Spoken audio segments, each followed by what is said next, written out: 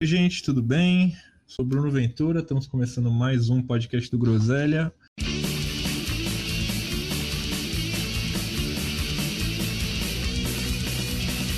Hoje, podcast com convidados ilustres. Temos o Gilmar do E-Farsas e a Ana do Meteoro Brasil. Opa, boa noite. O Álvaro tá aqui também. É que eu tava quietinho. Boa noite! E aí, tudo bom com vocês? Eu queria começar. Eu estava tendo uma discussão com um amigo nosso do Groselha, o Maestro Boggs, e a gente estava fazendo uma diferenciação entre fake news e boatos de internet. Porque boato de internet é uma coisa que sempre existiu, né? O Gilmar lida com isso há muito tempo, né? Boato de internet é aquela coisa que surgiu lá no começo da internet, eram coisas até simples, né? Sobre alguma pessoa e tal, nada muito sofisticado, né? Agora, fake news, você sobe um pouco de patamar, né? Porque você já tem uma estética, você cria um site, você cria uma notícia, você dá a aparência de seriedade, né? Fingindo ser um portal jornalístico e tal. Você tem um financiamento por trás, você tem uma divulgação em massa para atingir as pessoas, para desinformar intencionalmente mesmo, né? Então, acho que é possível dizer que fake news é uma coisa muito mais sofisticada, muito mais complexa do que a gente tinha no começo da internet. Eu queria colocar esse tema e saber se vocês concordam. O termo fake news não é um termo novo, né? Já tem mais de 100 anos. Se procurar no dicionário em inglês, já tem mais de 100 anos já. Só que ele começou a ficar meio usável, desgastado até depois do Trump, né? Nas eleições do Trump, quando o Trump estava concorrendo ainda, ele voltou a usar esse termo, mas ele usava geralmente para quando a notícia não agradava a ele. Então, quando uma notícia falava assim, eu não gostei dela, então essa notícia é fake news. E aí é uma das palavras que ele mais usa até hoje, né? E aí aqui no Brasil o pessoal começou a incorporar isso daí. Aqui também, né? Esse termo aqui também.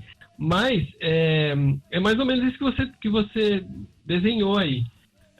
Alguns sites se especializaram nesse ramo e viram que é uma coisa até lucrativa também, né?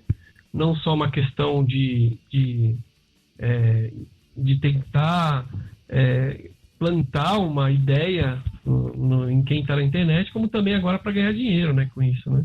Acho que o que chama atenção, assim, nessa diferenciação, né, da fake news pro boato, até mesmo pra fofoca, assim, é o fato dela ela predar aquilo que o jornalismo, né, se pôs como poder, assim, né, de atestar a verdade, o que quer que seja, né.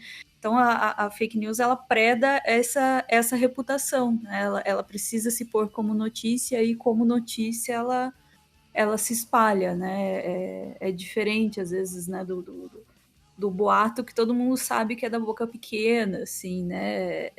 Ele é marginal por definição. A fake news se põe como mainstream, né? Ela circula pela via principal, assim.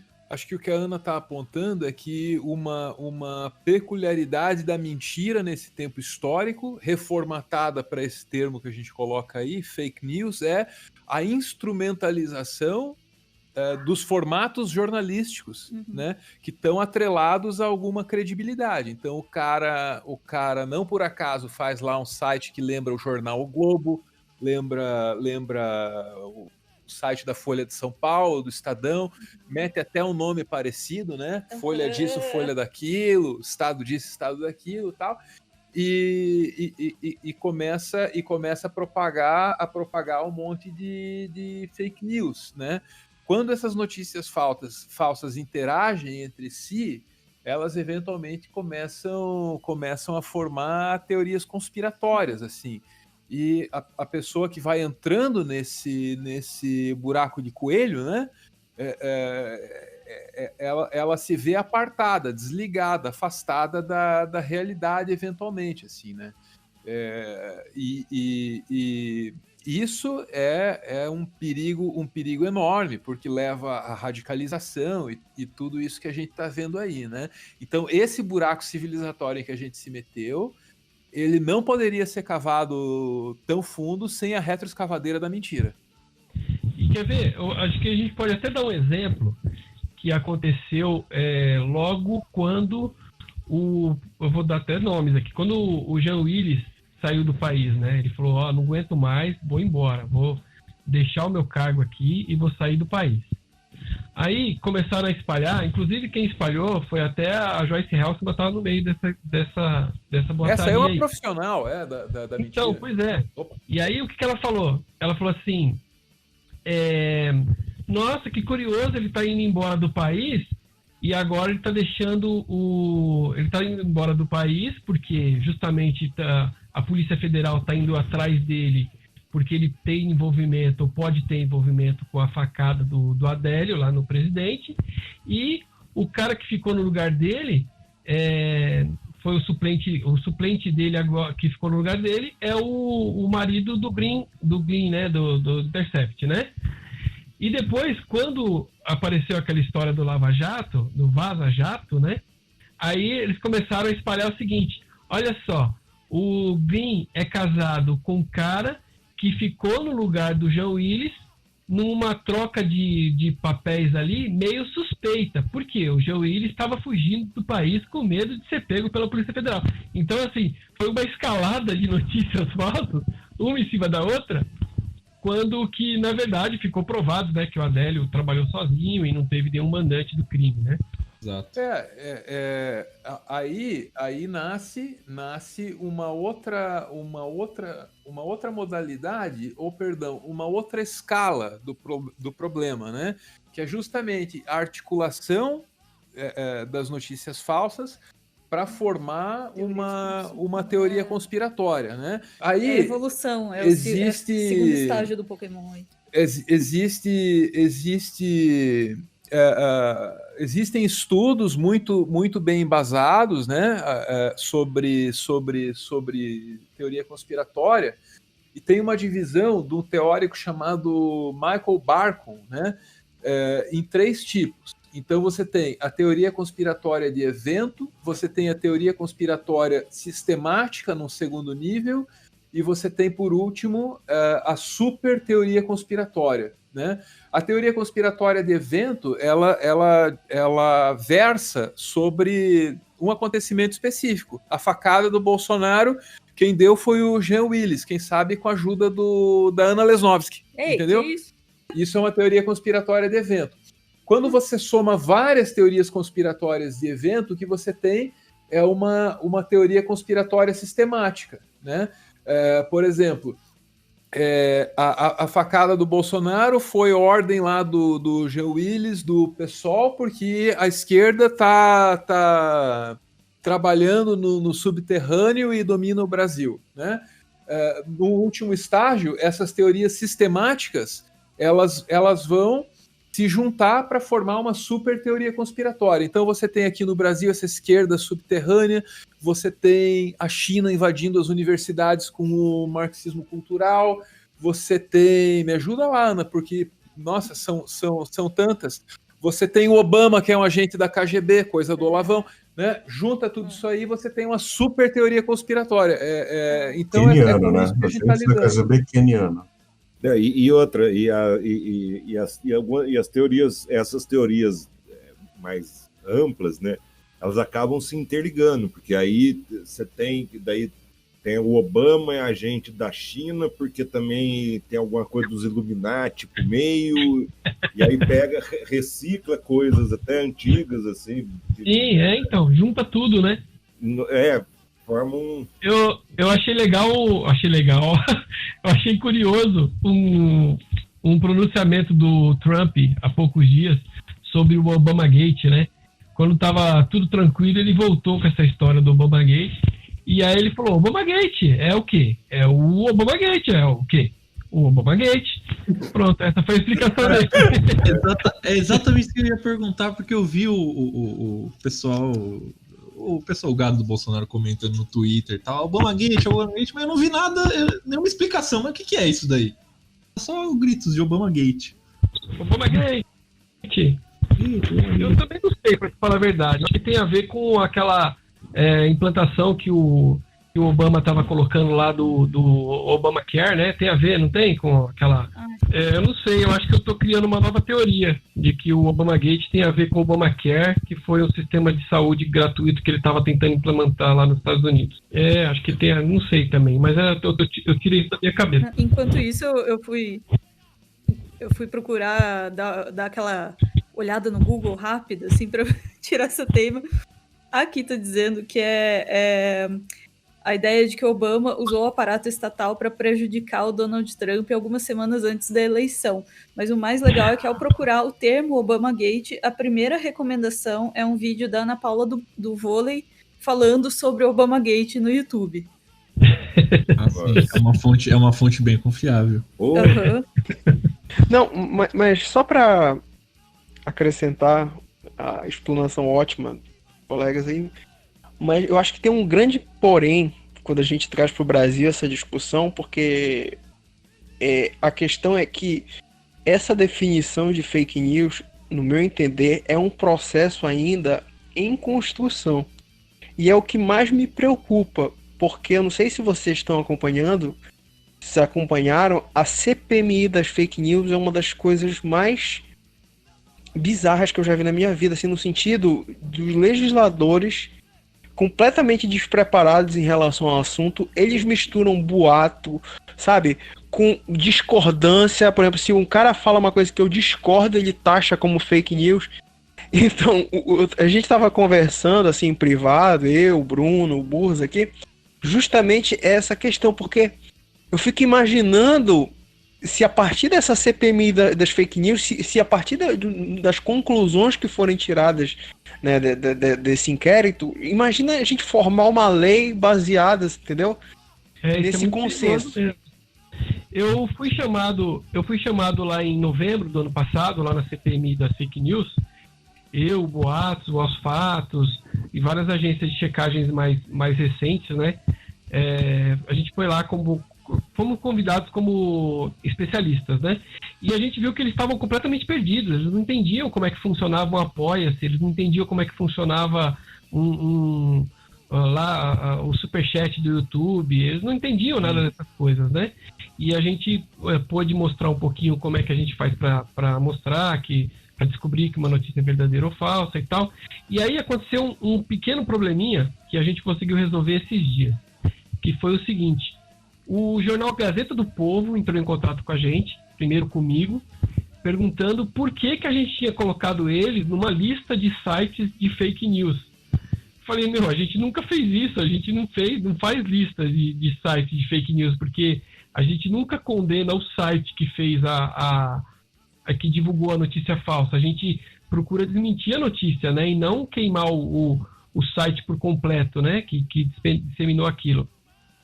Aí ele falou assim, não, é porque foi o Senado que falou que vocês que fizeram essa lista. Eu falei, opa, peraí. Aí a gente entrou em contato com o Senado, eu e as outras agências de checagem, e a gente conseguiu fazer com que eles mudassem o documento lá, onde eles diziam que a gente tinha elaborado uma lista. E a Gazeta do Povo não estava nessa lista, ainda bem, eu sempre uso a Gazeta do Povo até como fonte, né? E aí depois eu até fiz uma publicação lá no site explicando por que a gente não cria listas, uma blacklist, né, de sites, porque a gente não pode condenar um veículo inteiro só por uma derrapada, né? Agora, tem casos de sites que são quanto mais, mas os caras fazem o site para isso, né? Mas na grande maioria dos casos, a gente não pode condenar um site inteiro por causa de uma notícia falsa. Isso que vocês falaram é foda, porque eu cheguei a acompanhar alguns trechos da CPMI quando eles convocaram os blogueiros bolsonaristas lá, o Alan dos Santos e tal. Quando convocaram, saiu a notícia, falou, pô, agora sim, né? Os caras foram convocados a se explicar e tal. Mas os caras não tinham nenhum preparo para fazer as perguntas ali. Os caras pintaram e bordaram, porque tinham zero conhecimento do que eles estavam perguntando ali. Eles estavam até para votar uma PL esses dias, né? O Álvaro acho que acompanhou aí, o Meteoro acompanhou, né? Esse PL aí. Inclusive, parece que não teve acordo no Senado e foi adiada a votação. Ainda bem, porque assim, tinha um artigo lá, o artigo 21, dentro dessa PL, que eles iam regular as agências checadoras de fatos. Então, o Boatos, o Aos Fatos, essa turma toda, a gente ia ter que ter, a cada 3 meses, a gente ia ter que ter uma auditoria externa e a gente ia ter que fazer sempre revisões em pares. Eles colocaram uma série de exigências lá que a gente não ia conseguir fazer, né? Além da gente não ter quem que ia fazer essa auditoria no nosso trabalho, né? Quem ia ser o dono da verdade? Aí a gente conseguiu tirar esse artigo 21 dessa PL e depois mais para frente acabou adiando, ainda bem, né? Porque eu acho que é um pulinho aí para chegar na censura, né? Esse é o problema, porque a gente que está falando aqui, que tem um pouquinho mais de conhecimento, já é um assunto delicado, já é uma coisa bem subjetiva, né? Porque lá, podem considerar um artigo de opinião, por exemplo, é fake news. Você coloca na mão de legisladores que não têm conhecimento do que é isso. Pois é, então, é um perigo. E assim, a lei geral de proteção de dados já está sendo discutida há mais de 10 anos já, né? Eu acho que já tem 10 anos, eu acho que está bem beirando 10 anos já de discussão, e agora parece que eles vão finalmente implementar aqui no Brasil. Na Europa já tem, mas aqui no Brasil ainda não. Agora você vê, uma lei dessa, eles queriam colocar em 15 dias aí em votação. Não dá tempo, é muito complexo esse tema, né? Escuta, eu tenho uma pergunta. Era exatamente esse o ponto que eu queria soltar uma pergunta para vocês, né? Sobre o pessoal alegando que vamos dizer assim, esses policiamentos de fake news não poderiam, na verdade, estar infringindo a liberdade de expressão e tudo mais. E é exatamente isso que vocês estão discutindo agora. Minha pergunta é, será que não existiria uma forma de categorizar bem o que é noticiamento de fatos e o que é artigo de opinião, e aí sim passar no noticiamento de fato sob uma peneira, uma lupa, porque imaginem, especialmente em tempos onde a massa de manobra é particularmente suscetível, como períodos de eleição, ou períodos de aprovação de consulta popular, por exemplo, não fica extremamente perigoso não ter nenhuma forma de controle de fake news? A minha pergunta é, não é importante tentar achar pelo menos alguma coisa, alguma ferramenta que consiga capturar um pouco esses fake news? O meu ponto é que a gente chegou num ponto que tá óbvio, desde as eleições ali do Trump, tá óbvio que fake news tá direcionando as pessoas, né? E é uma arma perigosa e é uma arma, obviamente, manipulada por dinheiro. Então, de novo, a gente cai no velho problema, que eu acho que é o velho problema do mundo moderno, que é dinheiro é igual a poder. E o que eu venho notando pelo menos nesses últimos dias, que agora o ataque está sendo direcionado contra os antifas, né? Agora antifas. Sim. Era o... Então, hoje mesmo, eu não sei que dia que vai ao ar, mas o dia que a gente está gravando isso, eu publiquei lá no site uma notícia que apareceu num site que a gente já conhece, que são sites conhecidos aí que sempre publicam notícias mentirosas que favoreçam o governo, e eles disseram o seguinte, que um dos caras do Antifa, que agrediu lá um homem que estava vestido de camisa amarela, né? Ele foi preso em São Paulo, depois que agrediu esse cara, né, numa manifestação, e esse cara é o mesmo que esquartejou a mãe há uns anos atrás, e pior, ele é envolvido com satanismo. Nossa senhora. Tem que Era ter pior combo, do que né? esquartejar a mãe. Total, né? E aí eu fui dar uma olhada, né? Fui pesquisar, e assim, a notícia é muito bem escrita, ela tem o número dos processos, ela tem lá tem as datas certinhas, e só que ele não coloca o nome da pessoa, né? Ele coloca só as iniciais ali para dificultar ainda mais.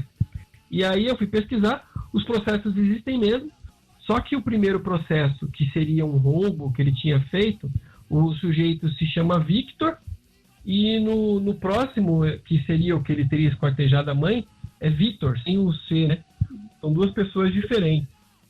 E além disso, a foto que ele falou que esse site disse que teria sido tirada em São Paulo, a foto é do Rio. Não tem nada a ver com a história. Então, assim, em quantos níveis esse site errou nessa matéria? Em quantos níveis esse site mentiu? Qual era o intuito? Era criar uma ideia de que os antifas estão querendo, na verdade, promover o fascismo, né? Que eles são contra o fascismo, mas, na verdade, eles que são fascistas, eles estão criando algazarra a qualquer custo, e também eles esquartejam as mães. Então, é meio complicado, né, de você criminalizar isso a partir, por exemplo, você vai criminalizar a partir só dessa matéria, aí você vai ver que esse site especificamente tem outras matérias que são nitidamente falsas, né, e comprovadamente. É meio complicado, né? Nessa história dos antifas, assim, tem dois aspectos, né? A primeira é essa definição, a definição do que é terrorismo, né? Nos Estados Unidos está entrando nessa, vamos classificar a Antifa como organização terrorista, que nos volta para a questão de como é que uma lei vai definir o que é o que não é fake news. Depende, né, do sabor dos poderes do momento, assim, para dizer o que é até onde, né, como definir a notícia falsa ou não. E a outra questão que é muito curioso, assim, as teorias conspiratórias fazem muito isso, e a fake news ali como uma parente direta delas, como elas usam elementos da verdade, né, para temperar a mentira, assim, isso é o que da sustentação para a mentira. Então, pega lá, tem um processo, pega o processo, existe um processo, então, parece muito mais verdade, né, você vai sustentando essa coisa gelatinosa, assim, com pedacinhos de verdade, assim, que, via de regra, não se conectam mesmo, né? Eu queria lapidar um pouco melhor minha pergunta, então. Eu queria saber do Gilmar, Ana, Álvaro, que vocês estão dia a dia de vocês com a cara, né, em informação e o que é verdade e o que não é. Então, já que existe realmente um perigo grande de se colocar alguma coisa tentando monitorar o que é fake news, a minha pergunta e visto também que fake news está sendo muito fácil ser usado como massa de manobra, a minha pergunta para vocês, nesse momento, o que vocês acham que é mais perigoso? Não mexer no assunto, deixar a fake news correr solta e combater ela do jeito que vocês combatem, e tentar chamar mais pessoas, claro, para os seus regimentos? Ou vocês acham que é mais perigoso tentar criar um mecanismo de controle de fake news? Não, eu acho que a gente fica tentando achar uma solução jurídica para as coisas, né? Mas não sei, tem margem para isso. Eu até queria saber do Gilmar se ele conhece quais são as práticas internacionais disso, assim, né? Quem é que está na frente disso? Quem é que já lidou com isso? Quem é que já levou esse assunto para parlamento e tal? Então, quais são as boas práticas internacionais a respeito? Eu, sinceramente, não sei. Agência de checagem é fundamental. As redes, em geral, as corporações me parecem assim muito permissivas com isso, porque para além de qualquer discussão que você possa ter da intenção, da diferenciação entre fato e opinião e tal, para além de tudo isso, há uma permissividade enorme e que encontra embasamento financeiro para essas redes, né? Então, esse é um problema que eu aponto. Outro problema é essas redes distribuem informação verdadeira ou mentirosa de acordo com algoritmos que são segredos industriais, né? Esses algoritmos guardados às 7 chaves, eles determinam que poder político emerge, que poder político sucumbe, que setor econômico vai ser bem sucedido, que setor econômico vai tomar na tarraqueta. Aí entra a pergunta, é justo que esses mecanismos que estão definindo que a sociedade vai ser, seja um segredo industrial na mão de meia dúzia de bilionários, né? A própria forma como a gente entende o papel da tecnologia na comunicação e na sociedade precisa de uma revisão, né?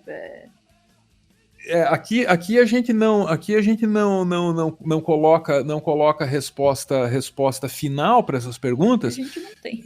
mas precisa pelo menos deixar a bola quicando, sabe? Então, assim, é justo que esses algoritmos sejam segredos industriais, né? Porque de alguma maneira eles vêm favorecendo a mentira. Aí quando a coisa fica muito feia para um YouTube, para um Facebook da vida, eles vêm com medidas assim mitigadoras, né?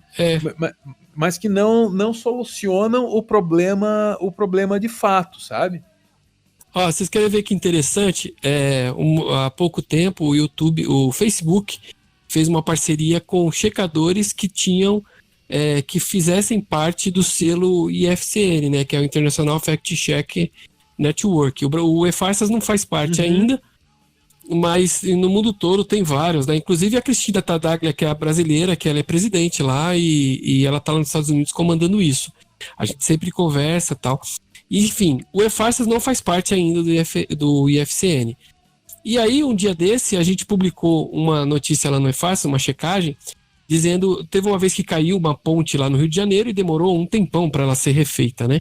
E na mesma época surgiu uma história dizendo que uma ponte semelhante tinha caído lá na China, no Japão, aliás, e o Japão refez essa ponte em 1 dia, 2 dias. E a gente verificou e checou e descobriu que é mentira. A ponte foi feita rapidinho mesmo, mas demorou 1 mês para ela ser refeita lá no Japão.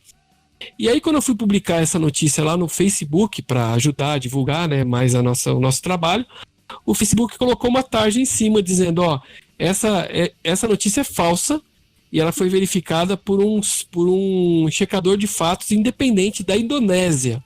Olha só. E outra, agora olha o plot twist. Essa agência da Indonésia usou a matéria do eFarsas, a nossa checagem, como fonte. Então, eu fui desmentido. Depois eles tentarem consertar o problema ainda. Então, eu fui desmentido por mim mesmo. Meu Deus do céu. O Zuckerberg deu uma declaração que achava que não era papel de rede social ficar monitorando fake news, não foi? Esses dias ou essa semana?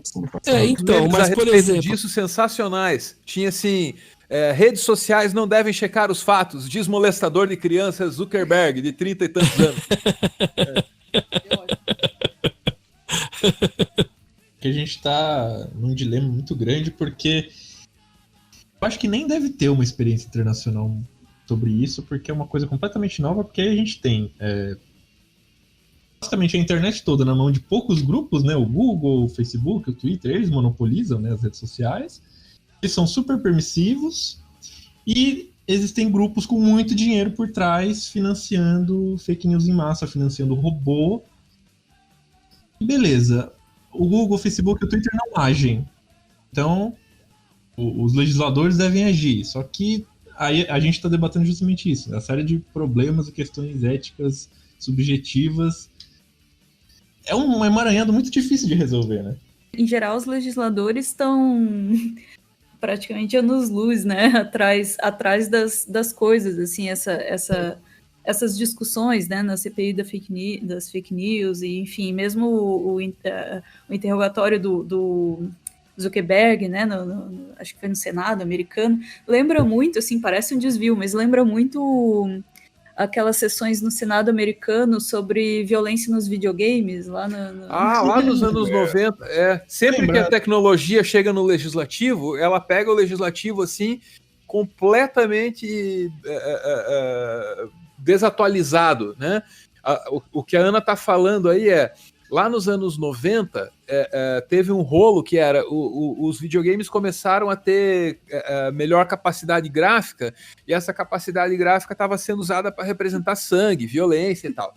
Aí os caras se tocaram de que eles precisavam fazer uma classificação etária, né? Para os jogos, como tem para o cinema. E aí entrou uma discussão, quem é que vai regular isso? Vocês vão criar uma entidade autônoma, vocês da indústria do videogame? Se vocês não fizerem, quem é que vai fazer e tal?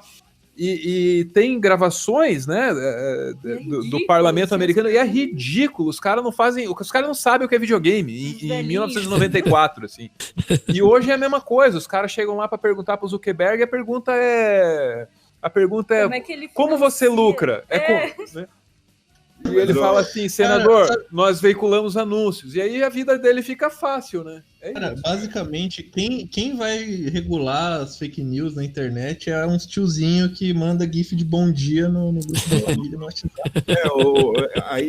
Isso aí entra até um pouco na minha área, né, do direito, assim, que o processo legislativo ele sempre é atrasado mesmo. Assim, por isso que, só dando uma devagada, a gente volta aí pro tema. Mas assim, é por isso que existem as jurisprudências, que é para pegar o que está acontecendo ali na hora. Você foi esperar o deputado discutir, votar em primeiro turno. E isso mesmo para coisas que eles, em tese, eles já estão habituados, né? Agora, você imagina quando pega uma coisa com tecnologia nova, uma coisa completamente nova no tempo, né? Fica bem mais complicado. Nesse aspecto que o Burza falou, é uma observação bacana para se falar, é que o judiciário, nesse sentido, ele está anos-luz à frente do legislativo. Se você pegar, por exemplo, nos últimos 20 anos no Brasil, muitas dessas inovações legislativas, que é a respeito do casamento homoafetivo, sabe? Conquistas sociais importantes no legislativo, se você for ver no judiciário, são decisões que têm décadas. Né? São jurisprudências que têm décadas. Então é muito importante esse papel do judiciário nessa questão, porque são pessoas, infelizmente a gente tem que falar isso, são pessoas letradas, são pessoas instruídas, com conhecimento. Então é um caminho, talvez, que a gente pode seguir. O próprio inquérito das fake news lá no Supremo, né, que tem toda essa polêmica, se ele é legal, se ele não é legal, mas quem tá presidindo é o Alexandre de Moraes e ele é especialista em crimes cibernéticos, né? Então, o cara sabe exatamente o que ele tá fazendo. Emana do... Agora, uma dúvida, por exemplo, né? Vamos fazer de conta que tem um certo governante de um certo país que ele resolve fazer o seguinte, ao invés dele mostrar a quantidade de mortes do resultado do coronavírus, ele vai lá e troca a metodologia para mostrar um número menor. E aí, como é que é? Ele tá gerando uma fake news ou ele tá só maquiando e trocando o termômetro? Não, a estratégia deles é só divulgar as pessoas que... Porque o que estava acontecendo? Eles estavam divulgando as pessoas que tinham morrido no dia já, que estavam internados com coronavírus e morreram, e também os casos que eram confirmados, pessoa que morria, não sabia do que era e estava aguardando o resultado, né? Agora, então, vai ter umas pessoas que não morreram, assim. Vai ter umas pessoas que não vão ser divulgadas. Quem morreu, quem demorou para sair o resultado não vai fazer parte da estatística. Não vai. Não morreu.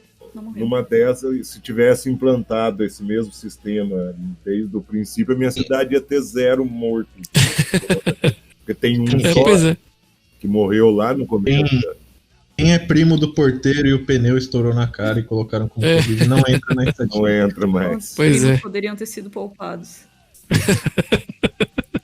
Não, eu ia comentar aqui que essa estratégia do Ministério da Saúde é coerente com a OMS, inclusive, porque você vê que é recomendado o uso de máscara e eles estão mascarando até os dados.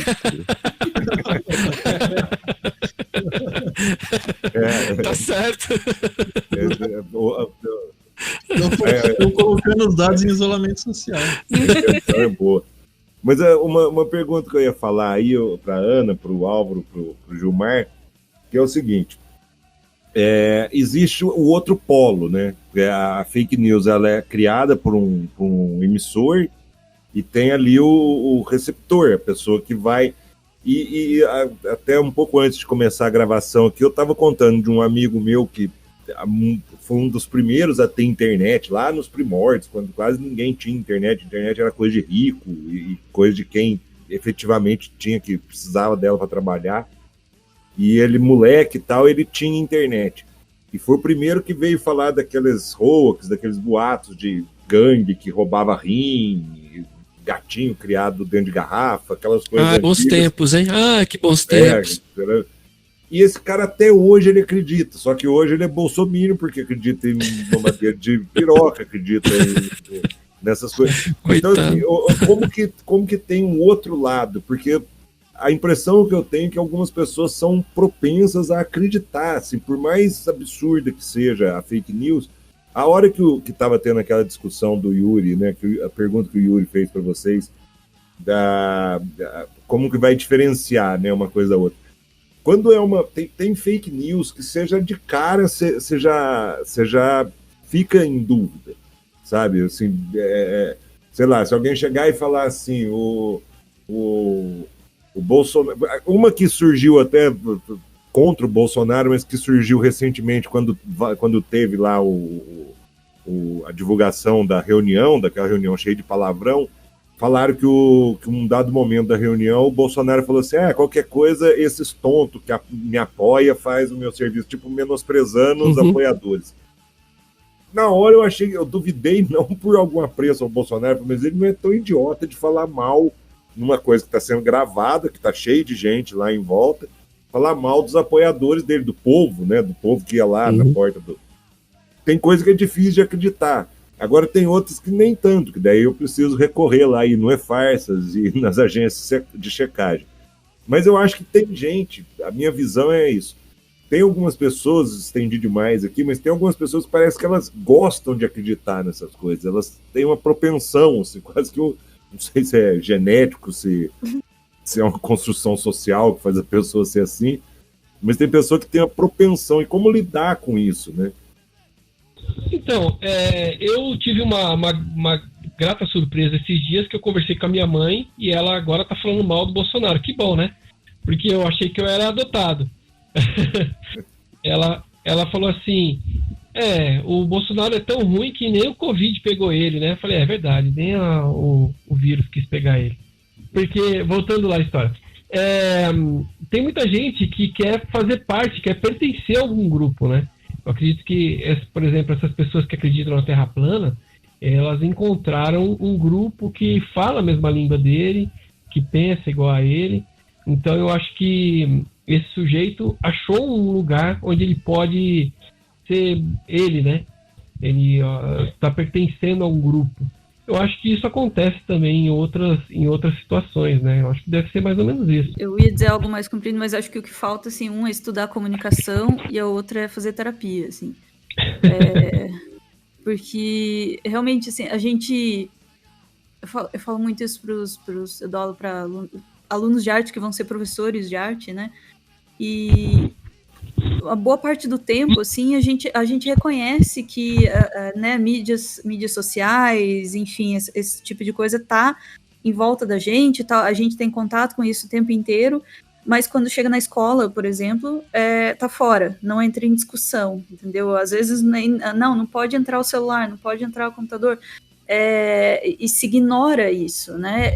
Quando eu acho que deveria ser feito o contrário, assim, a gente precisa começar a ensinar noções básicas de comunicação, né, como você faz, né, pesquisa por fonte, de que tipo de coisa, né, o que você tem que procurar naquela informação que chega para você ali, isso é uma parte, né, a outra eu falei de brincadeira, terapia, mas é verdade, assim, acho que, como o Gilmar falou, assim, as pessoas vão buscando pertencer a um grupo e mais ainda buscando controle, sabe? É isso que a teoria conspiratória e a mentira dão para as pessoas. Num mundo, assim, caótico, difícil, confuso, esse tipo de notícia vem lá e dá uma certeza, dá um guia, assim, diz, olha, tem alguém aqui controlando, são os comunistas que estão fazendo isso, não, é assim que isso aconteceu, sabe? Então de certa forma, é um apaziguador para as pessoas que estão desamparadas na vida, né? Não tem informação e não tem suporte para entender a vida, né? Esses dois fatores, um colocado pelo Gilmar, outro colocado pela Ana, eles se articulam. Então tem a necessidade de pertencer a um grupo e tem a facilidade de compreensão total do mundo trazida pela notícia falsa, que se articula com outra notícia falsa, com uma terceira, com uma quarta, com uma quinta, para formar uma teoria conspiratória. Eu passei boa parte do ano passado, Ana também, estudando, a sério, de verdade mesmo, a obra do Olavo de Carvalho. Coitado. Nossa. Foi legal. E ali, para vocês entenderem a gravidade da coisa, assim. Só um minuto, assim, você precisou de algum psicotrópico para poder manter o cérebro funcionando normalmente? Ou foi? Daí eu Vamos parabenizar. Vamos parabenizar o psicoterapeuta que te trouxe de volta. Não, é bastante coisa para ler, mas é fácil de você promover um resumo da coisa, pelo menos no aspecto político, né? Veja você, ele recicla uma teoria conspiratória lá de trás e promove uma versão assim tupiniquim para a coisa, que é o tal do globalismo, né? Uhum. Então, com inspiração de uma filosofia chamada perennialista, ele desenvolve a ideia de que, atenção, o mundo está dividido em 3 blocos distintos. Há o bloco ocidental, há o bloco eurasiano e há o bloco islâmico. Cada um desse bloco corresponde, cada um desses blocos, né, corresponde a uma estratégia de dominação. O bloco comunista eurasiano quer dominar o mundo pelo poder militar. O bloco ocidental quer dominar o mundo pelo poder econômico. E o bloco islâmico quer dominar o mundo pelo poder religioso, né? Essa divisão em 3 partes é a herança de uma proto-filosofia chamada perennialismo, que tem muito misticismo no meio e tal, e é uma escola filosófica a qual ele subscreve. Notem que, se eu acreditar que toda a geopolítica é simples assim, pode ser dividida em 3 partes e, portanto, compreendida facilmente, as coisas ficam muito mais fáceis, né? Eu não preciso assumir que eu não sei o que acontece nesse planeta com suas centenas de nações, interesses internos e externos, divergências, etc. Entende? Há uma hipersimplificação que é muito atrativa. É muito atrativa. Você lê meia dúzia de páginas e você vem, pronto, entendi o mundo, compreendi o mundo. A partir daí, como é que eu vou entende? Eu caí nesse fosso, eu caí nesse buraco. Como é que eu vou criticar a pessoa que tornou minha vida muito mais simples, que fez eu me achar inteligente? Não, é muito difícil de você tirar o cara daí e trazer ele para a realidade de novo. E é isso que o Brasil precisa descobrir. Ou isso, ou nós vamos ter que sair na porrada. Como é que você desradicaliza 30% da população? É isso. Queria adicionar como fator também de que leva as pessoas a crerem fácil em coisas que, mesmo que pareçam absurdas. Isso na época que eu ainda estava muito lendo os artigos da Scientific American, de neurociência, comportamento e tal. Eles têm um galho que é só o Scientific American Mind, eu acho fantástico. E tinha um artigo sobre as pessoas serem propensas a acreditar em coisas. Claro, tem a questão a necessidade de pertencer, tem a ingenuidade, tem o conforto, né, de ter uma narrativa simples para questões complexas, mas tem também o medo. E parece um pouco contraditório se você pensa, mas é bem, faz todo sentido. As pessoas têm grande facilidade em acreditar nas coisas que ela tem medo que seja real. E volta lá no macartismo, onde as pessoas acreditavam que tinha um comunista embaixo da cama deles. Uhum. Não é porque eles queriam ou se sentiam confortáveis em acreditar naquilo, mas é uma coisa que eles temem tanto que confirma o medo. Aí quando confirma o medo também fica fácil de acreditar. É algo como acreditar em fantasmas e algo assim, né? Toda a teoria da conspiração vai partir, toda a narrativa de teoria da conspiração vai usar elementos reais, certo? Toda excelente mentira é construída baseada em elementos de verdade. Porque senão entra naquilo do absurdo, né? Você fala, o Bolsonaro veio, o Lula que matou o John Lennon. Ninguém vai acreditar nisso porque é uma coisa completamente sem sentido.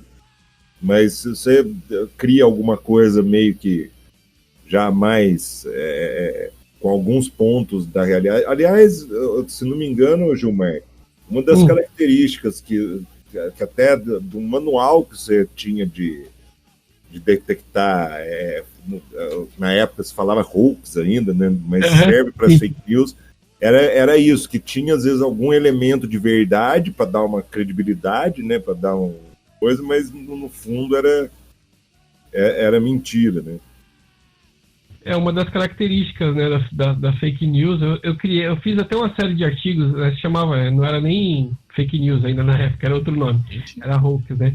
E aí uma das características era essa. Uma outra característica também era que geralmente ela não é datada, né? Então essas histórias que aparecem agora no WhatsApp, algumas delas são notícias falsas que circularam em 2008, 2010, e agora está voltando de novo com uma nova roupagem, né? Eu lembro que quando estava perto do primeiro, de terminar o primeiro turno, apareceu uma história no WhatsApp dizendo que se o Lula ganhasse, ou se o Haddad ganhasse, né, no caso, todo brasileiro ia ter que deixar um quarto livre, um quarto da sua casa, um cômodo da sua casa, para um sem teto. Então, todo mundo que tivesse uma casa ia ter que deixar um quarto livre para o sem teto. E aí eu fui pesquisar e vi que essa história é a mesma que circulou na época do Collor. O pessoal estava dizendo que se o Lula ganhasse, né, contra o Collor, o Lula ia implantar isso. Eu era criança em Brasília e eu lembro de ser abordada na rua na época da eleição da campanha para a eleição do Collor, por uma mulher completamente alucinada, gritando com os meus pais, dizendo: vocês vão dividir o apartamento de vocês. Se o PT ganhar, vocês vão ter que dividir o apartamento. Isso era o quê? 1989, né? Nos anos 90, a mesma coisa apareceu aqui em Curitiba numa eleição para prefeito. Tinha um cara que era do PFL na época, o Cássio Taniguchi, fez um primeiro mandato muito ruim, aí foi tentar se reeleger, conseguiu, mas quase perdeu pro Vagnoni, que depois foi deputado federal pelo PT e tal, né? E no terminal de ônibus do Capão Raso eu recebi esse folheto, que dizia que o Vagnoni ia destinar exatamente isso. E se você tivesse 2 imóveis, um seria da prefeitura a partir de então. Com o Lula tem a clássica, né, que ele teria cortado o dedo para poder se aposentar, né? Não foi. E essa muita gente acredita até hoje. Se você desmentir, você vira petista. O que eu deixei de acreditar na minha adolescência foi que meus pais, toda vez... Eu gostava muito, quando era criança, do Brizola. Não sei, tinha uma coisa no Brizola que me chamava a atenção. Eu vi os discursos dele. E a minha mãe começou a perceber isso. E ela falou: meu filho, não vejo isso aí. Por quê? Porque ele come criança. Ele come criança? E ela colocou... E aí, toda vez que eu vejo o Brizola, me dá uma angústia. Porque eu comecei a ter medo. O Brizola ele tinha um jeito diferente de falar, assim. Eu lembro que tinha a Gildo Ribeiro tinha aqueles bonecos que ele contracenava com os bonecos, assim. Tinha um cara que imitava igualzinho o Brizola. Mas eu gostava do discurso do Mário Covas. Eu achava o Mário Covas, ali muito engraçado. E aí teve um debate que foi o Mário Covas e o Maluf. Nossa, que bala. Vocês podem procurar no YouTube, é bem legal. Os dois, um alfinetando o outro, bem legal. Mas então, aí voltando lá à história das características, uma delas é essa, né, que ela não é datada. Outra, que ela mistura fatos, né, dados reais com invencionices aí para enganar as pessoas. E ela usa também nomes de instituições para dar mais credibilidade para o assunto. Então, eu até uso na minha palestra uma história dizendo que que circulou, né, inclusive, dizendo que o leite de alpiste cura diabetes, né? Aí eu até brinco, falo, nem sabia que o alpiste dava leite, né? Aí a gente vê aquele monte de alpiste andando assim na fazenda, você vai lá e ordenha o alpiste, né? Ué, se existe leite de rosas, deve existir leite de alpiste. Imagina, se ordenhar o alpiste é difícil. E aí diz que a Universidade do México, a Universidade Federal do México teria por trás, né, estaria por trás dos testes e tal. E aí eu fui pesquisar e descobri que é mentira. Existe a universidade, mas o diretor que é citado não existe e não tem nenhum estudo a respeito, né? E aí é um perigo, é um outro lado aí também das fake news, que a pessoa deixa de fazer o tratamento convencional para ficar tomando esses chazinhos aí que não resolvem nada, né? E também essas notícias falsas, elas buscam chamar a atenção do leitor por alguma questão, ou com um tom meio...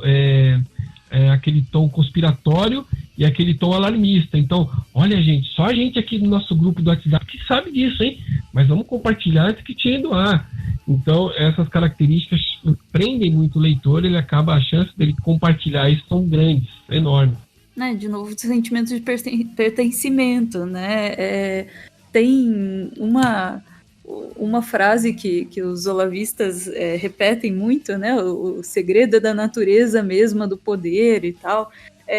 Tem muito dessa coisa do segredo, do iniciado, aquilo que só está disponível para uma casta especial, que é uma forma de seduzir, né, o participante da seita, assim. Mas o mais curioso é que essa palavra é atribuída ao... Não, a frase, o segredo é da mesma natureza do poder. É atribuída ao René Guénon, né, que é o perennialista ali, mas eu não consegui achar essa frase em lugar nenhum dos livros do cara, assim. Então, assim, a frase sobre o poder tá na mão de quem detém o segredo, né? É tão secreta que não tá nos livros do autor a quem eles atribuem. Tem uma página nas citações.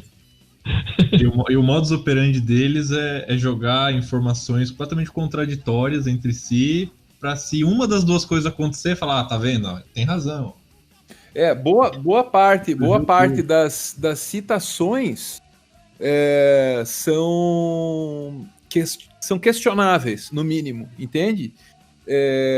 E é outro mecanismo, como esses narrados aí pelo Gilmar, que são utilizados para criar credibilidade para o texto.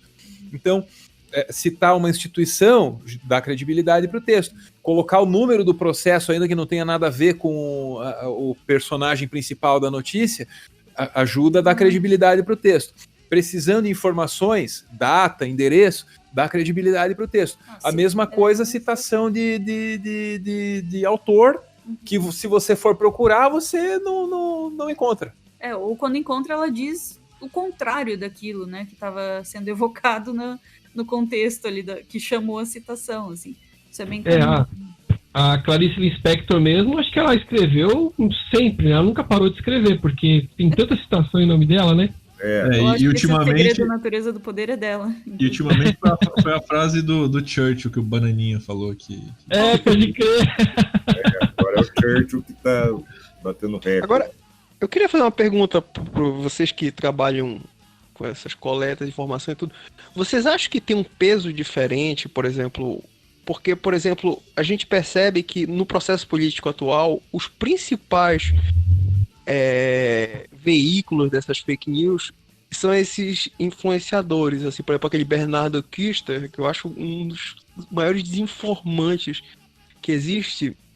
Ele trabalha muito essa questão de, não com fake news, eu não sei expressar bem, ele pega dados e manipula. Eu lembro, não sei se vocês lembram do artigo que ele lançou, que era 50 pesquisas comprovando a eficácia da cloroquina, sabe? Então, vocês acham que isso poderia se enquadrar? Ele falou assim, o artigo que ele escreveu foi assim, a cloroquina está sendo estudada contra o Covid-19 desde 2003.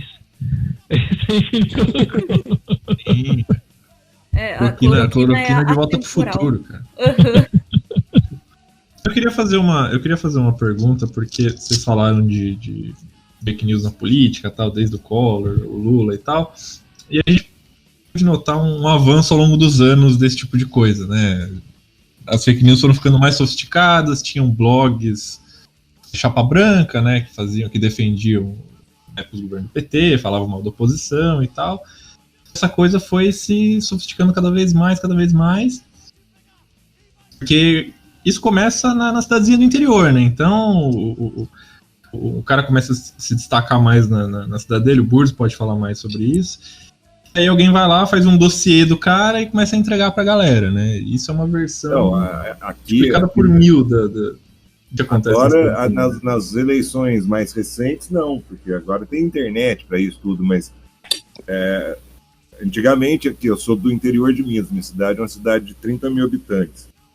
O meio de você saber quem que estava bem cotado aí, que estava bem para ganhar uma eleição para vereador, era assim, chegando assim, umas 2 semanas antes da eleição propriamente dita, do nada você acordava, tinha uma cartinha na porta da tua casa falando os podres. E é curioso que seguia mais ou menos mais ou menos isso de pegar algum fato, né, alguma coisa verdadeira, e misturar com invenção, e exagerar e para poder fazer o sujeito. Então, sei lá, digamos que o cara sei lá, o sujeito separou da mulher e casou de novo. Então os caras já falavam que ele tinha amante quando era casado com a primeira mulher, sabe assim? Então pega o fato do cara ter se separado, que é uma coisa normal, mas transforma aquilo em algo condenável. Trair a mulher e trai a atual também. Eu sei lá, se o cara, quando jovem, foi usuário de droga e já fala que ele era traficante. Isso aí. Só que, no caso, na época, talvez tirasse alguns votos do candidato, mas nunca vi ninguém perder a eleição. Você recebia aquela cartinha e você falava, esse aqui tá eleito. Então, eu não sei se vocês viram que um ex-marqueteiro do Bolsonaro deu uma entrevista pro Globo essa semana, e ele explicou como é que funciona essa dinâmica de robô e tal, né? E ele meio que definiu como isso funciona, porque os robôs basicamente pautam o debate, né? Eles jogam ali uma hashtag com, sei lá, 500 mil tweets. Fala, mas quem tá tweetando isso são robôs. Só que você vê os robôs comentando e aí você passa a comentar sobre isso. Pronto. Você já manipulou o debate público.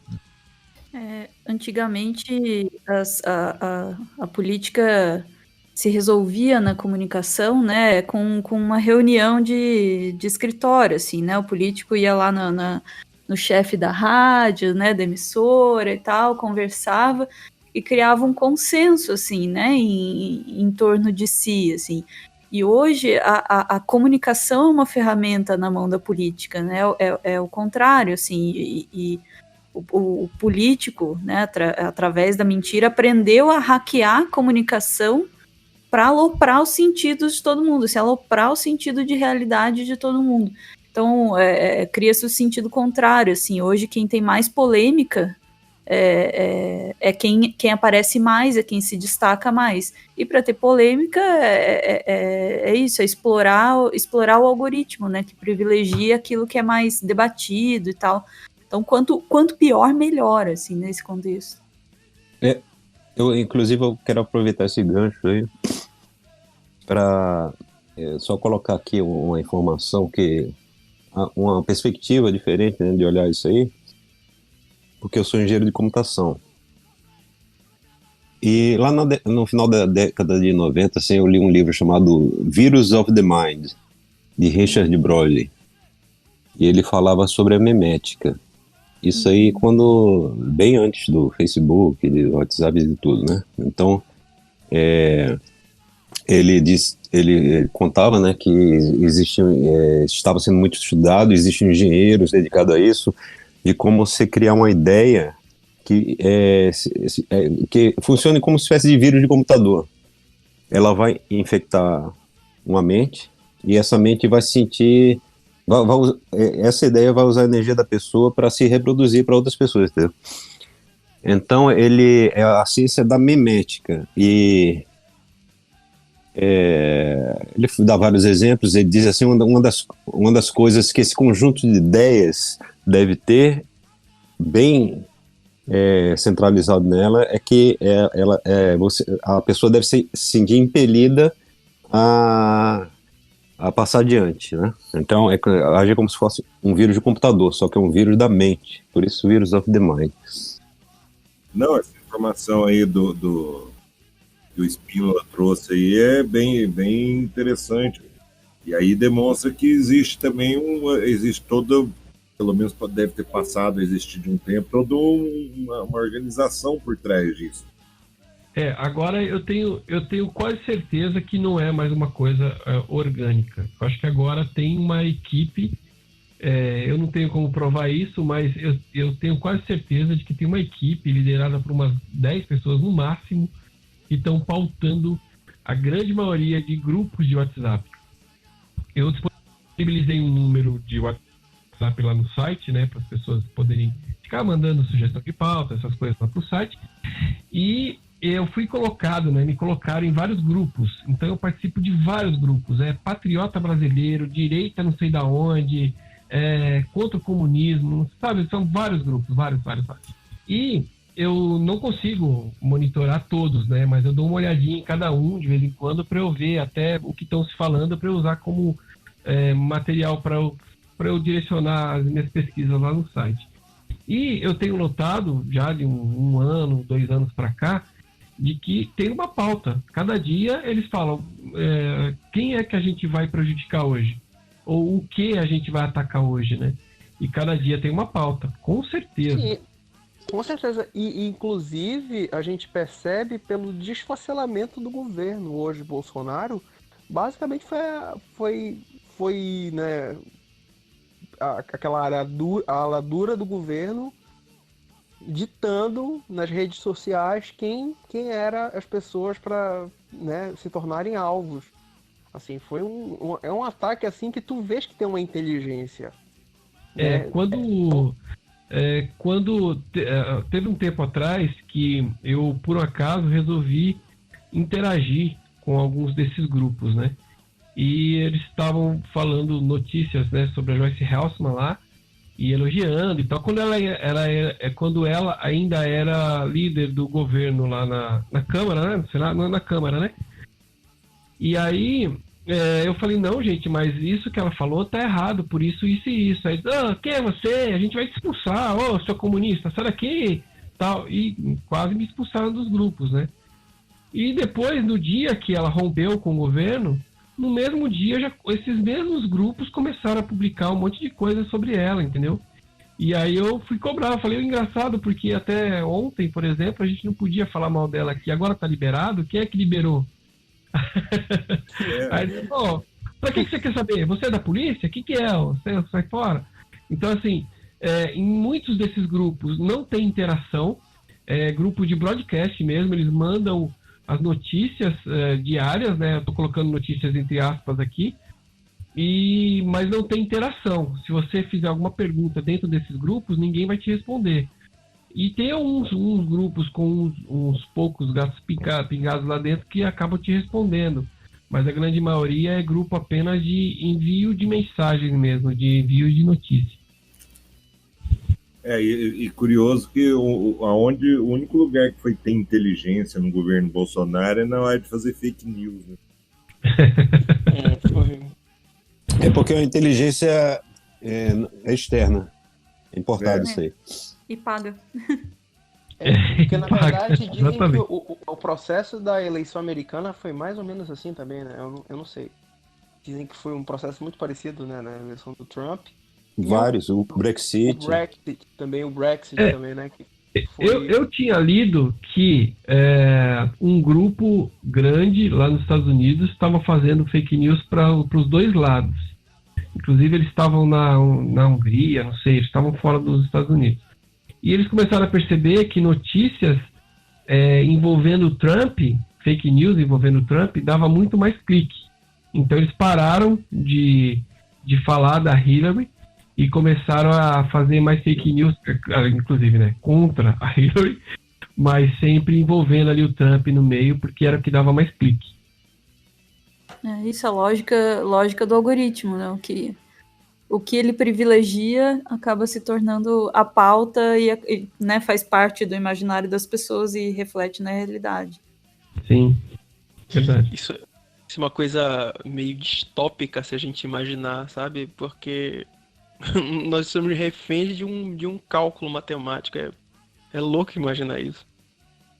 E a gente não para pensar que o cálculo, né, a máquina, é feita, obviamente, por humanos, né, e que tem contexto, tem interesse econômico, né, como a Álvaro estava falando, enfim, a crença na objetividade das máquinas também é um problema, né? Também é um dos fatores que fazem com que a gente não se questione a respeito do impacto do algoritmo na percepção da verdade, por exemplo. Tem mais perguntas, gente? Eu ia fazer uma pergunta só pro Yuri.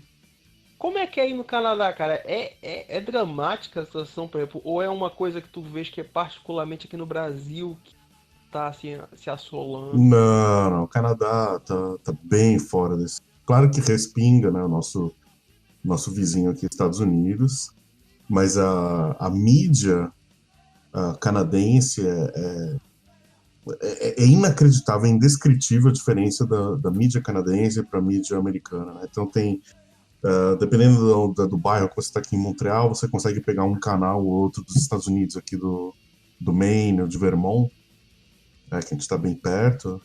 Só de você ver os comerciais, parece que você não parece que está em dois países, parece que está em dois planetas diferentes. Tipo, os comerciais nos Estados Unidos metade é advogado. Se você comeu chocolate amargo, você pode processar, não sei o que, blá, blá, blá. E a outra metade de remédio. Ou se você tá com caspa na unha, cãibra no cabelo, você pode tomar, não sei o que, blá. E aqui no Canadá é tudo sobre previsão do tempo, 100% previsão do tempo. Você assiste o noticiário aqui, metade é previsão do tempo. Já a gente volta com mais previsão. E você assiste o noticiário nos Estados Unidos, tiroteio, fake news. Os caras não têm o que noticiar, né? Então, é uma cultura, são culturas absolutamente diferentes. É lógico que existe, né? Não é Shangri-La com Baiá, todo mundo abraçando a árvore e tal, mas existem os conflitos, existe a dualidade política, mas sei lá, 10% do que você vê no Brasil, assim, entendeu? Você vê a rixa entre liberais e conservadores, mas realmente numa não tá se discutindo se fechar congresso, entendeu? Tá discutindo, tá gastando muito do orçamento ou não tá, sabe? Esse tipo de coisa. É um outro nível, cara. Outro patamar. Não dá pra comparar. E eles discutem pedir desculpa, né? Você me desculpa, mas eu vou ter que fazer. Sempre pedindo desculpa. Não, eu me considero super privilegiado, cara, mas super privilegiado mesmo. É óbvio que tá longe de ser um lugar perfeito, tem muito que melhorar, tem várias críticas de várias pessoas, várias vertentes, mas como a minha referência é o Brasil, cara, não dá nem pra comparar. E a referência ao Brasil, o Brasil do Bolsonaro, quer dizer. Sim, é que o ambiente político ele meio que dita a intensidade das fake news, né? Então você tem essa ascensão dessa extrema-direita na França, Marine Le Pen, na Alemanha, em vários países da Europa e no Brasil também, né? E nesses países é onde mais tem, o Trump nos Estados Unidos também, nesses países é onde tem mais esse tipo de discussão. As fake news chegam num patamar, a gente precisa fazer alguma coisa, né? Eu acho que o Bolsonaro, inclusive, foi o alvo ideal, sabe? O cliente ideal para a tecnologia, né? Porque eu não vejo muito assim os outros candidatos dando aval a essa disseminação de ódio, entendeu? Mas o Bolsonaro, com certeza, eles viram que poderia fazer isso, né? É uma pessoa que defende um torturador. Eu não tem. Eu acho que ele é o cara certo para ser usado. Acho que eles pode ser que, assim, eu tô chutando, né? Pode ser que tenha entrado em contato, alguma coisa assim. E dito assim, a gente pode fazer um negócio legal para você. Deve ter sido por aí. O Brasil tem um agravante também, que é a questão que a nossa Comissão da Verdade, ao contrário de outros países aqui da América Latina, foi uma coisa, né? Foi um acordão.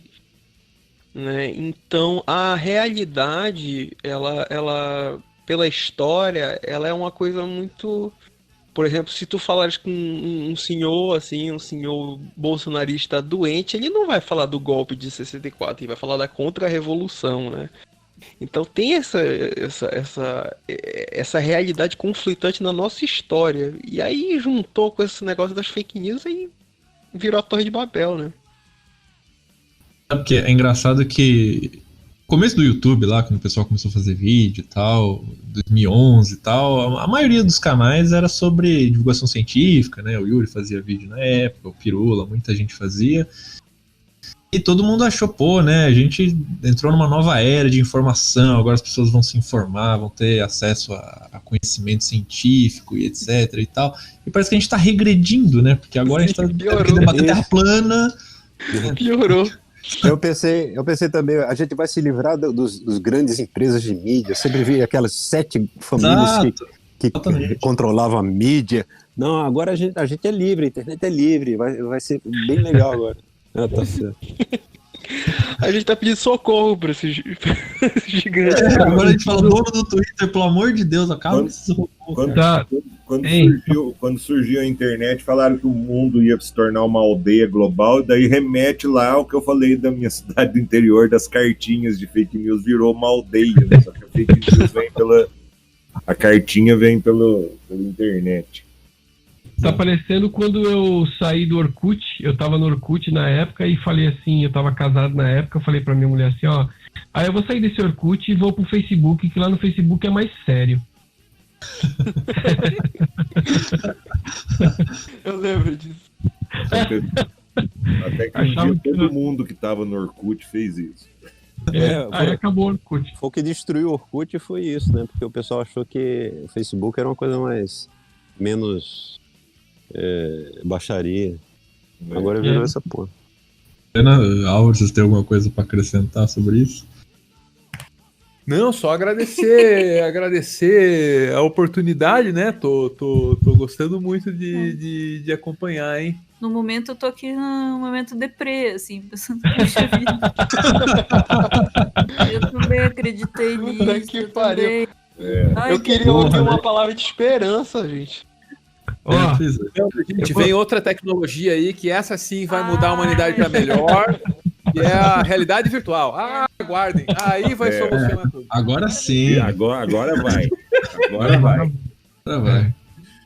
Agora a tia sério, a verdadeira distopia pode vir quando a gente combinar a integração em rede com a realidade virtual. Aí a gente vai ter a mentira verdadeiramente imersiva.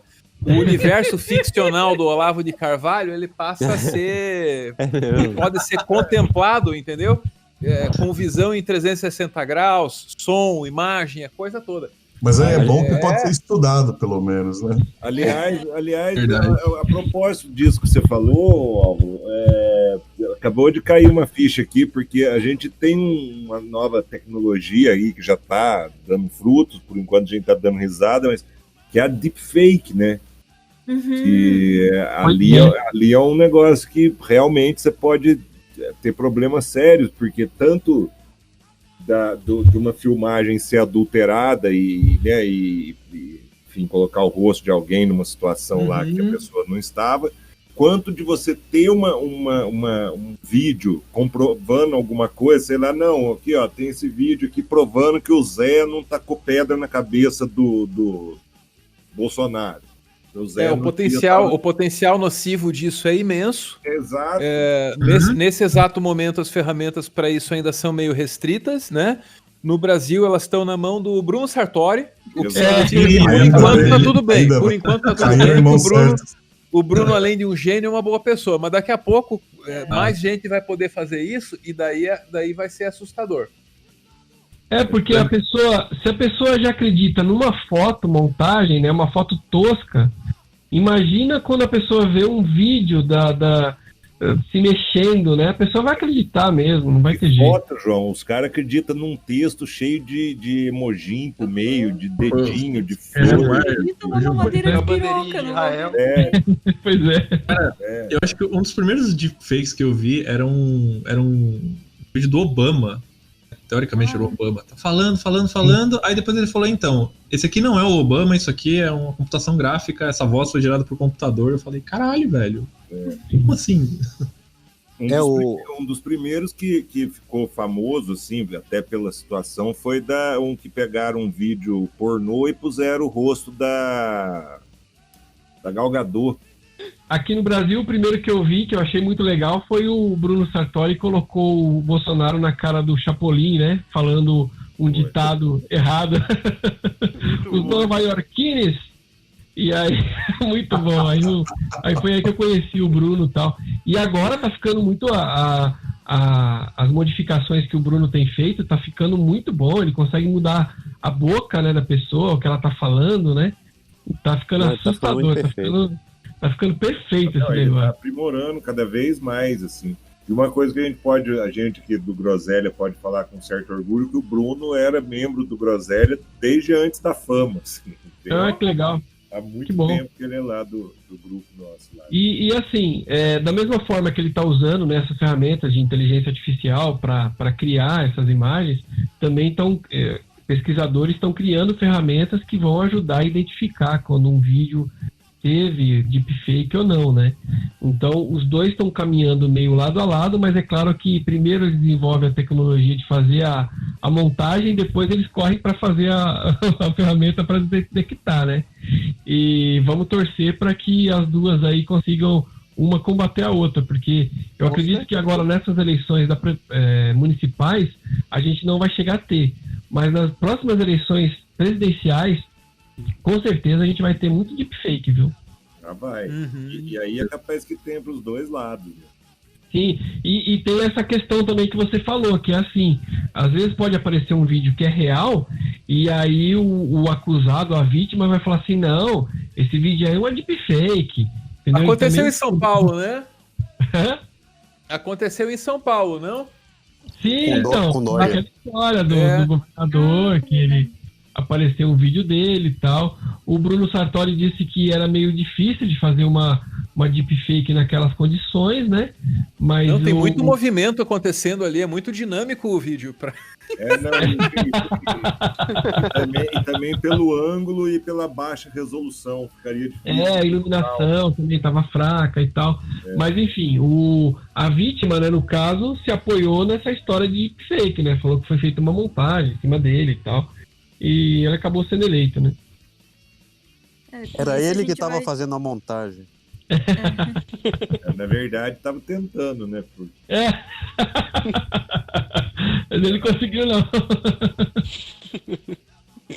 Tava desmontado ali. A gente vai perdendo cada vez mais a noção de realidade, Isso. assim, é de pirar mesmo, assim. De pirar, novo, só com tratamento isso aí. Porque... Eu já tinha essa indignação lá na época do Cunha, quando tinha conta na Suíça lá, e ele falava assim, eu não sou dono da conta, eu sou usufrutuário. Eu dava pulo de 2 metros, você fala, semântica, filho da puta, você vai discutir semântica, né? E é isso, assim, você destrói os sentidos, destrói a linguagem, destrói a nossa capacidade de distinguir o que é real, o que não é real. A gente vai ficar louco. Agora só imagina um instrumento desse na mão de uma quadrilha. Já pensou? Pegar imagens suas, tentar te extorquir. É uma coisa, é uma possibilidade, né? Que a gente tá vendo. Aí pegando o gancho naquilo que eu falei no exemplo que eu dei lá da Gal Gadot, aí a gente entra até, se a gente for enveredar por esse tema, dá outro podcast, mas você já começa com situações de pode entrar em crime mesmo, né? Você pegar alguém, sei lá, uma mulher casada, infelizmente, o machismo que vai contar para isso. Uma mulher casada faz uma deepfake dela lá com um cara e fala, ou você faz o que a gente quer, ou é complicado. Quer dizer, a fake news que hoje é usada para fins políticos pode ser usada para fins, não diria mais graves, porque político é extremamente grave, mas para coisas pessoais, mais né? pessoais, mais direcionadas especificamente a alguma pessoa, alguma coisa assim. Bom, então eu vou deixar um pedido aí, ó. Se alguém for fazer alguma deepfake comigo, alguma coisa meio pornô aí, por favor, me deixa bem fortão, entendeu? E bem dotado, porque eu quero sair bem na fita, por favor.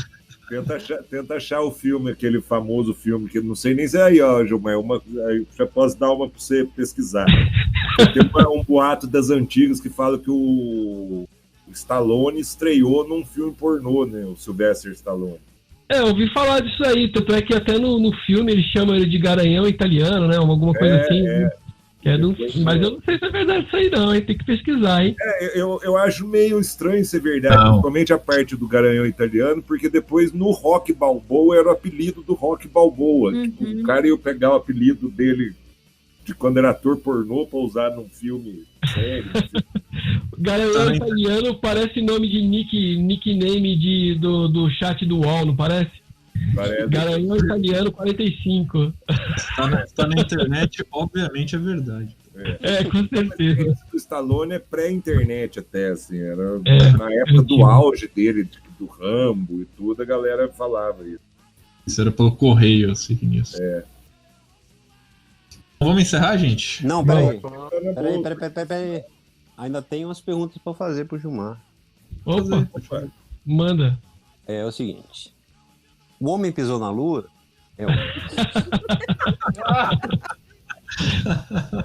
A resposta curta é pisou. Então tá. E quem matou o JFK? JFK? Eu assisti um filme, cara, vocês precisam me ajudar. Eu vi um filme uma vez, eu não sei se eu vi esse filme ou se eu sonhei com ele. Que o cara voltava no tempo. O cara voltava no tempo e tentava impedir a morte do JFK. E aí toda vez que ele voltava, dava alguma coisa errada, acabava ficando pior e ele acabava matando o JFK. Eu não sei se eu sonhei isso ou se existe um filme assim. Então fica aí, deixa nos comentários aí, quem souber, por favor, avisa comigo. Se não existe, é uma puta ideia, hein? Então, aí eu acho que na hora de editar, corta isso pra gente fazer um roteiro disso e ganhar dinheiro. E a Área 51, tem ET mesmo? A Área 51 existe, né? Mas eu acho que não tem nada de alienígena lá, não. Alguns anos atrás eu desmenti uma história dizendo que tinha um alienígena aqui na Unicamp, que todo o subsolo ali da Unicamp era reservado para os alienígenas. Eu falei, coitado dos caras, os caras não têm dinheiro nem para comprar. Os caras não têm dinheiro para comprar geladeira lá, tá perdendo todos as pesquisas que eles fazem, eles vão ter dinheiro, né, para comprar para deixar manter um alienígena. E aí eu fui pesquisar a foto do alienígena, eles tiraram do making off do Arquivo X. Nossa. Era um alienígena lá que eles usaram. Não era nem porque na época do ET de Varginha eles falaram que o ET foi levado para Campinas pro Badam Palhares examinar. O cara é médico legista de ser humano e ia examinar o ET. Gente, eu queria agradecer demais a Ana, o Álvaro e o Gilmar terem vindo. Foi um podcast sensacional. Acho que é o melhor que a gente já fez até hoje. O melhor podcast que a gente já fez, disparado. Que bom. Eu que agradeço pelo convite e eu gosto sempre de falar sobre esse assunto. E eu quero chamar todo mundo lá para todo sábado. Eu tô lá na Rádio Bandeirantes, dentro do programa Você é Curioso. Tem o quadro lá Verdadeiro ou Farsa, onde eu respondo lá alguma coisa que os ouvintes me perguntam lá. E também eu tô no Fake Nós com o Pirula. Sempre que de vez em quando, era toda terça-feira, mas agora a gente tá com esse período aí de pandemia aí, a gente tá em meio recesso. Então a gente tá fazendo um quadro quinzenal lá no Mob Show. E para o pessoal também conhecer lá o E-Farsas, que todo dia tem um monte de coisa lá que a gente desmente ou confirma, né? Às vezes a gente confirma também lá no site. Oi, gente, obrigada pelo convite e pela conversa, assim, também é um assunto preferido aqui da casa e, sinceramente, é bom conversar com alguém sobre isso, assim, pra gente saber que a gente não tá pirando sozinho. É um prazer participar com você, gente. Muito, muito obrigado mesmo, hein? Valeu, gente. Valeu demais. Valeu, pessoal. Isso, galera. Um abraço, hein? Até o próximo podcast. Abraço. Valeu, beijo. E sigam as nossas redes sociais. Curtam a página do Hangout da Groselha no Facebook. Entrem no grupo do Hangout da Groselha. Todo domingo tem Hangout da Groselha às 9h30 da noite no nosso canal. E o podcast está em todas as redes, no Spotify, no Deezer, no Castbox. E é isso, gente. Um abração.